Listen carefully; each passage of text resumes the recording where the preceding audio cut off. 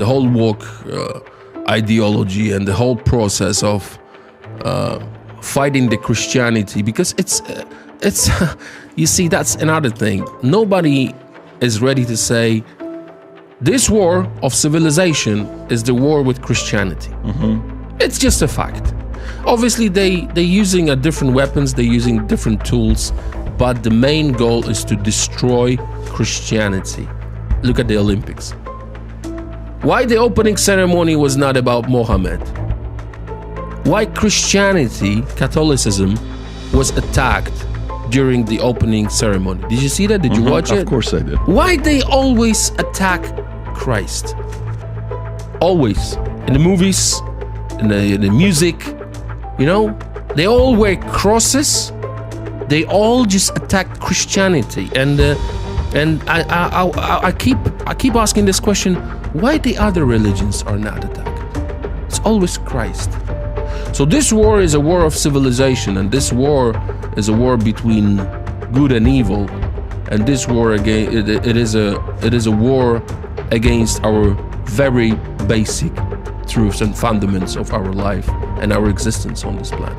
What's your position on who's pushing this agenda? I mean, you are close to where Davos is, and you know, World Economic Forum, and you got Klaus Schwab, and you got the globalists, and all the agenda and all the stuff that's going on, and you know, you got, I don't know if you follow the story, the committee, the 300, the real people at the top. Who's in charge? Yeah. That's right. So I had a guy named Stephen Greer on, very interesting guy, and I said, you know, who's the most powerful people in the world? He says it's people you don't know. It's behind closed doors, that they're very quiet, but they have a lot of power and they have influence.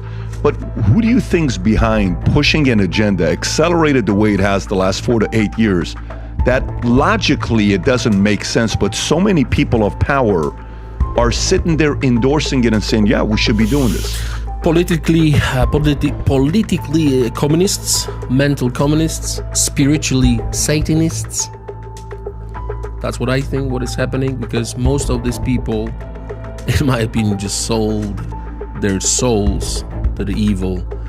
I'm not sure if they are aware of it, but the things they do are spiritual, in my opinion. This is not political only. Who? Maybe 300. Look at the fruits. Look at Soros. His present and his history. You know the history of Soros. He had no problem to sell people, basically, during the war. And he said, if I wouldn't do it, someone else would do it. That was his explanation. So when I look at Soros and others, they are evil people. Very, very bad people. I would not be able to sell someone's life and kill someone. In fact, send someone to death, because someone else would do it anyway. What kind of way of thinking? It's evil. So what he does in Poland, in Hungary, Albania, and other countries now is just supporting very much radical leftism, which is responsible for this war against Christianity. So again, his works, it's not political. It might look political, but the most important is to destroy family, get rid of Christianity, wherever it's possible, and fight Christ. Why? I think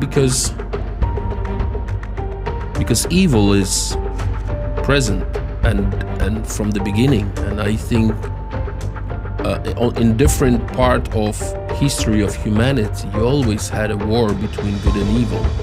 He's the king of this world, the evil one.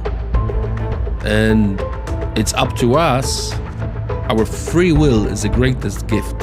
And you decide if you want to suffer and fight for Christ, for good, for mercy, for future, or you want to sell your soul for billions of dollars, in some cases, millions, for fame, for power.